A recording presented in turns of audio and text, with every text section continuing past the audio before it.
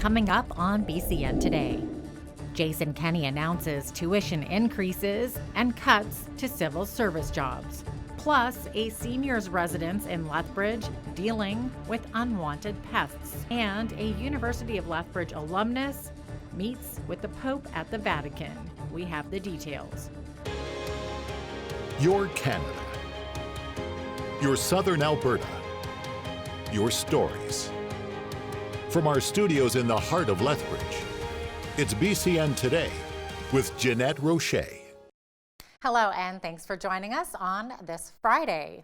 Alberta's government is looking to balance the book, and in the next 4 years, and some people are going to get hurt by it. In order to get the books in order, it would mean spending cuts to the tune of 2.8%. The new budget paves the way for years of post-secondary school tuition increases, the elimination of hundreds of civil service jobs, and financial cuts to municipalities. Money for infrastructure projects, including transit programs in Calgary and Edmonton, will be delayed for years.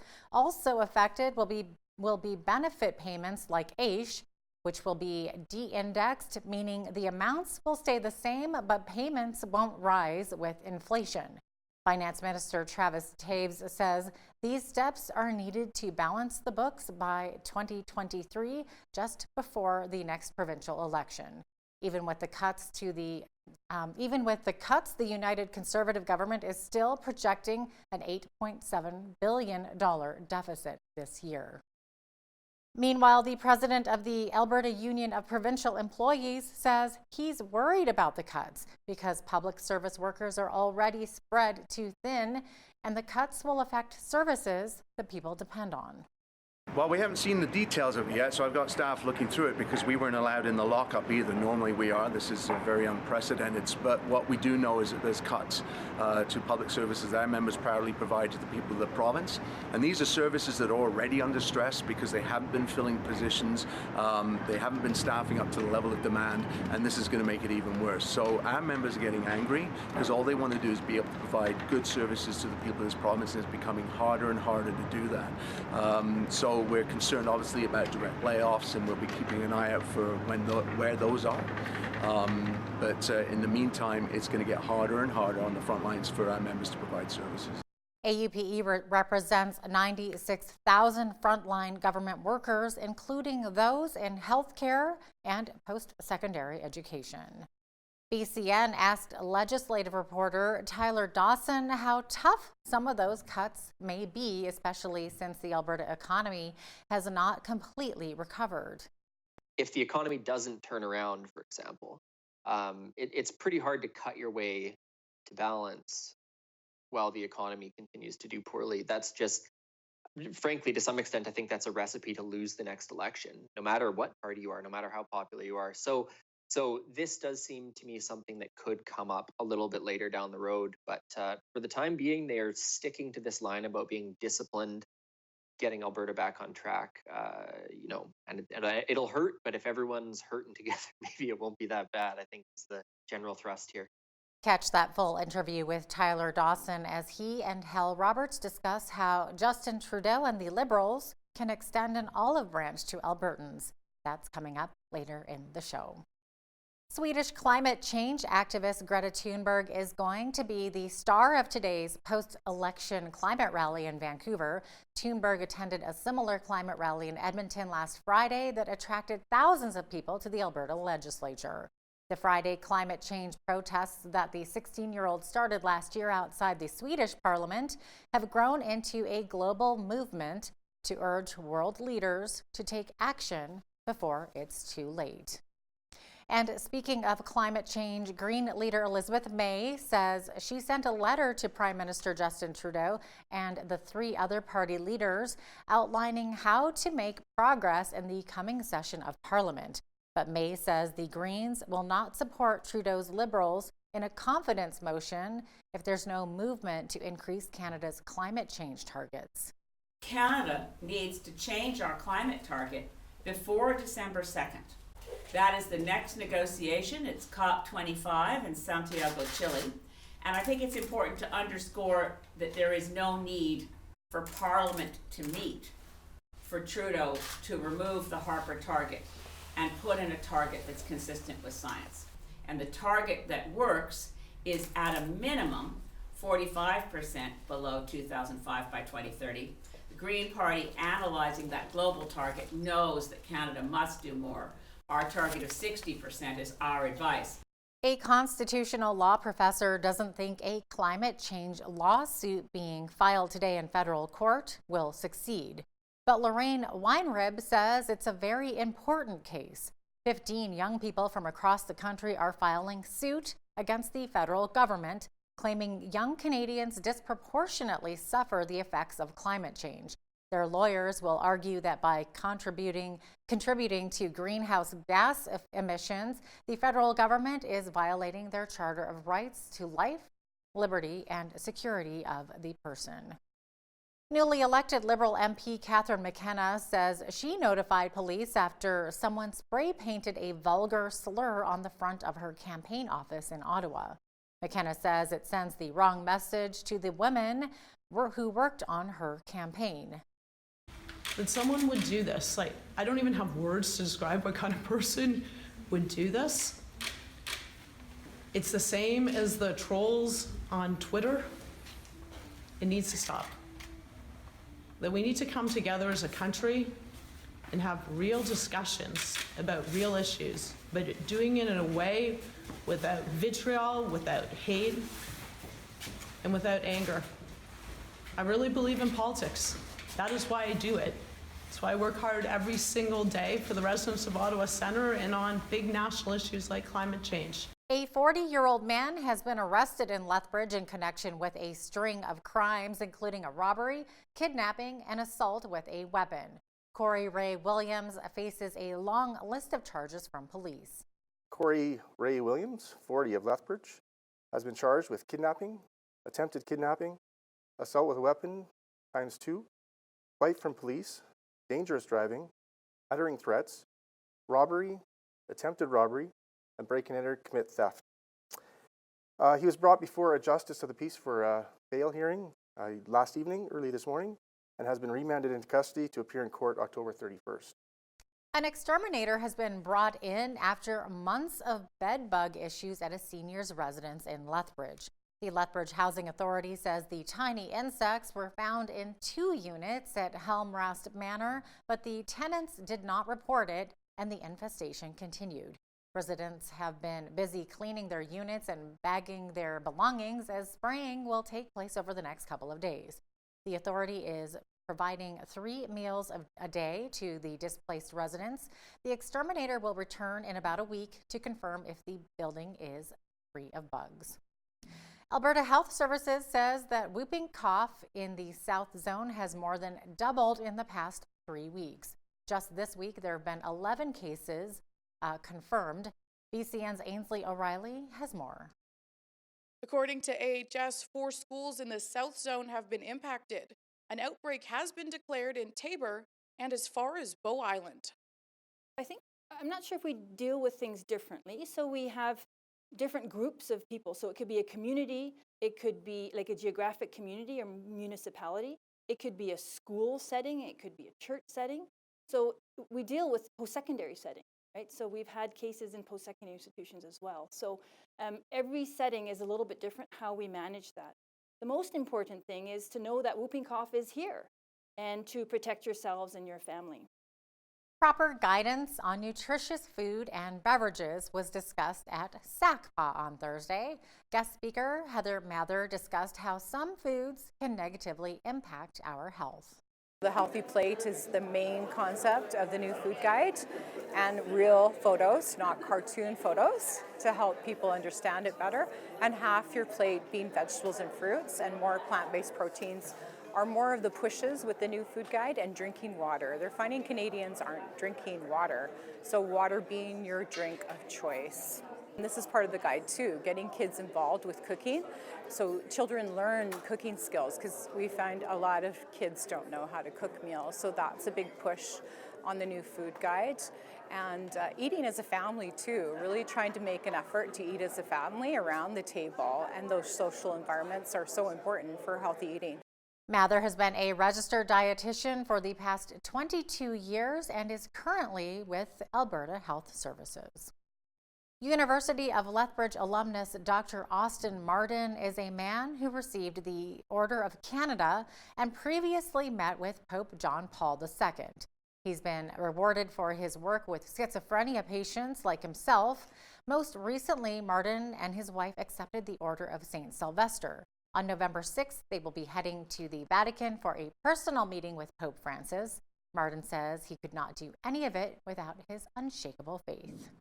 My Christianity impacts everything. It's like the primary movement behind my life and my social activity and my contributions to society, and why I do what I do. I don't do it out of I do it out of because I think that a lot of people talk about faith, but faith without action is can be a little hollow. Martin, who is a U of L graduate, has written 20 books and worked on 110 other publications. British police have arrested 2 more suspects in the deaths of 39 people found in a container truck in one of the country's worst human smuggling cases. The 38-year-old man and a woman of the same age are from Warrington in northwestern England. They've been arrested on suspicion of manslaughter and conspiracy to traffic people. The 25-year-old truck driver remains in custody on suspicion of murder. The new arrests come as the grim process begins of conducting post-mortem examinations on the 31 men and 8 women found dead in the truck early Wednesday. This matter has attracted national and international interest, and it's absolutely imperative that the operation is conducted with the utmost respect for the 39 people who've lost their lives. The lorry and the trailer will be moved to a secure location at Tilbury Docks so the bodies can be recovered whilst preserving the dignity of the victims. We're yet to identify them and must manage this sensitively with their families. As leaders of the UK continue to debate about Brexit, the country is waiting for a decision from Brussels about whether the EU will delay the UK's scheduled no-deal exit in a week. He once said the whole withdrawal bill as signed by the previous Prime Minister is a terrible treaty. And yet this deal is even worse than that. Even if he's not that familiar with it. Does the Prime Minister accept that Parliament should have the necessary time to improve on this worse than terrible treaty? Mr. Speaker, it is this government and this party that delivers on the mandate of the people. And I listened carefully to what the right honourable gentleman just said, but he said it before, Mr. Speaker. They said that we couldn't open the withdrawal agreement, and we did. They said we couldn't get rid of the backstop, and we did. They said we couldn't get a new deal, Mr. Speaker, and we did. And then they said that we'd never get it through Parliament, and they did their utmost, didn't they? They did their utmost to stop it going through Parliament. And we got it through Parliament last night, Mr. Speaker. This is Clergy Appreciation Month. Harold Cooper is the pastor from Central Church of Christ in Lethbridge. BCN's Hal Roberts recently asked him what we should do if we see our pastor is burning out. Go to the leadership in your church and pose the question, how is Coop doing? Have you noticed anything? Like, I've noticed some things. I was just wondering about them. Is that something that the leadership has been working with him or her to sort of work through? Because I just noticed he hasn't quite seemed to be himself. Catch the full interview with Pastor Harold Cooper discussing the warning signs that your pastor is nearing a breakdown. That's coming up in the second half of our show. A very mild temperature today with a high of 19 degrees, but we could see some showers. A full look at weather is coming up after the break.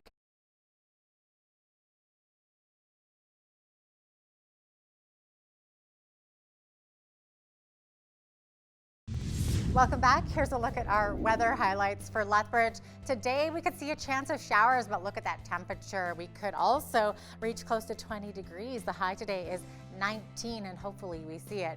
Tomorrow though, chance of flurries in the forecast and a high of only +1. So quite the fluctuation there. Looking ahead to the 5-day. Sunday, chance of flurries as well with a high of +1. Temperature dipping down into the minuses though for Monday and Tuesday with a high of -6 for both days. Chance of flurries on Monday though.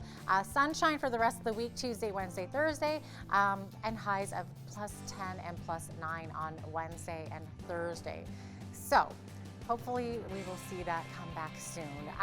The average high this time of year, 11 degrees. Average low is -2. The warmest temperature on this day was in 1990. It was 24 degrees. But the coldest was -21 in 1939. The sun rose this morning at 8:08 a.m. and will be setting this evening at 6:23 p.m. Looking over to the national forecast, the weather on the west coast today looks like a bit of rain there in Victoria. Chance of showers, a high of 15. Showers also in Vancouver with a +12 degrees. Chance of showers also with a mix of sun and cloud in Calgary today, high of 17. Much the same for Edmonton, but their high is going to be +12. Saskatoon, we're going to be seeing a high of 15 degrees with a mix of sun and cloud there. Lots of sunshine though in Regina today with a high of 16 degrees.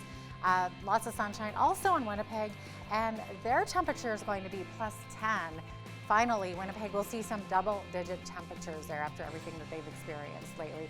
Toronto and Ottawa, highs of 12 and 11, mix of sun and cloud. Montreal, same thing, high of 11 over there with a mix of sun and cloud today. Over in Atlantic Canada, Fredericton will see a bit of sunshine, also some clouds there, +12 degrees. Chance of showers though in Charlottetown with a high of 12 degrees. Halifax though, high of 14 with mix of sun and cloud. And St. John's, Newfoundland will see a high of 12 degrees with some sun and cloud. That's your weather forecast. Here's a look at what's happening in your community.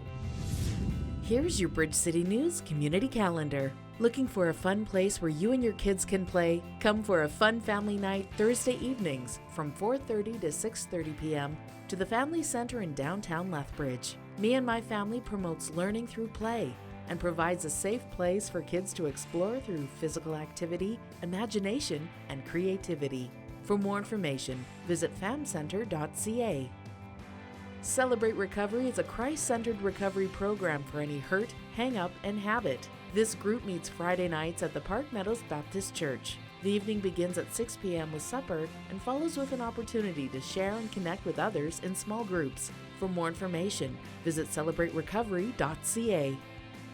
Begin your Christmas shopping by coming to the Signatures Fall into Christmas event, November 1st to the 3rd at Exhibition Park North Pavilion.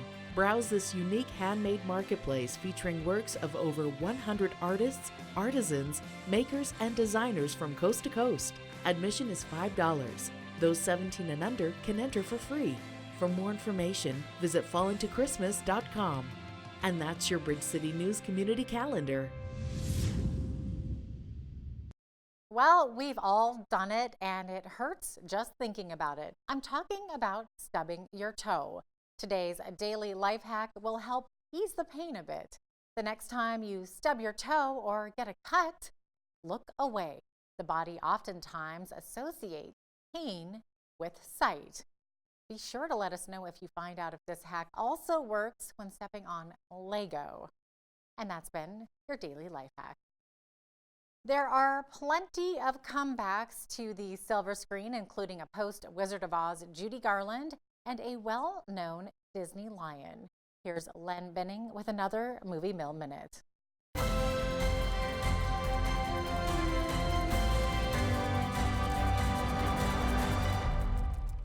Renee Zellweger plays the role of Judy Garland in this biopic film. It's been 30 years since she starred in The Wizard of Oz, and now in 1968, she's come to London for one last gig. I don't have a home. I can't even get a manager. London would offer you a lot of money. Talk of the town is desperate to do a deal with you. You're saying I have to leave my children if I want to make enough money to be with my children? I would very much like to stay. The Art of Racing in the Rain is a touching story narrated by a witty and philosophical dog by the name of Enzo, narrated by Kevin Costner. It's the story of Danny and the loves of his life, his wife, his daughter, and of course, his best friend, Enzo. No one knows what curves life will throw at you. But if a driver has the courage to create his own conditions, then the rain is simply rain. But for now, all I want is one more lap. Faster, Denny. Faster. Disney's back at it, taking their most beloved cartoons and turning them into live action. This time with The Lion King. Director Jon Favreau does an amazing job with CGI. You won't be able to tell the difference between the actual animals and the CGI generated. You must take your place in the circle of life.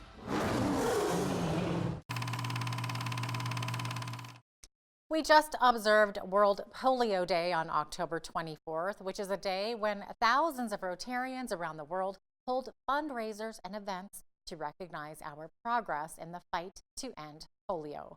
Sharon Connors is someone who got polio at a very young age. I spoke with Sharon about her difficult journey since the epidemic hit Canada in the late 1940s. My sister and I both ended up going into the hospital because we just didn't feel well.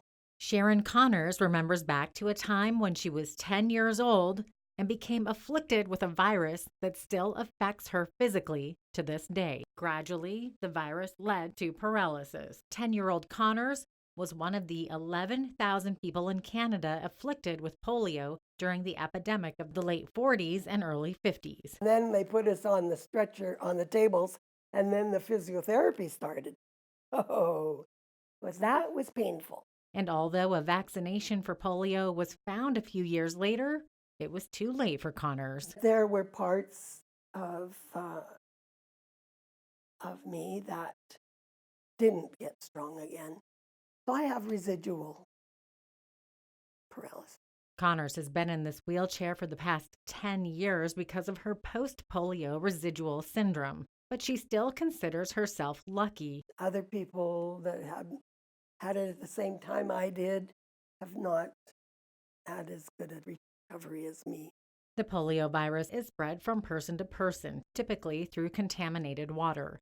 It can attack the nervous system, which causes the paralysis. Eventually, in 1994, Canada was declared polio-free, and we haven't seen that disease in Canada since that time. Pat Killoran is a Rotarian who's been part of a 31-year worldwide campaign to completely eradicate the disease. In 1988, when this started, there were 350,000 cases a year in the world. That's now down to where last year there were 33 cases, specifically in Afghanistan and Pakistan. The immunization situation is the best way of controlling this. And if people don't keep immunizing, we could get it back here.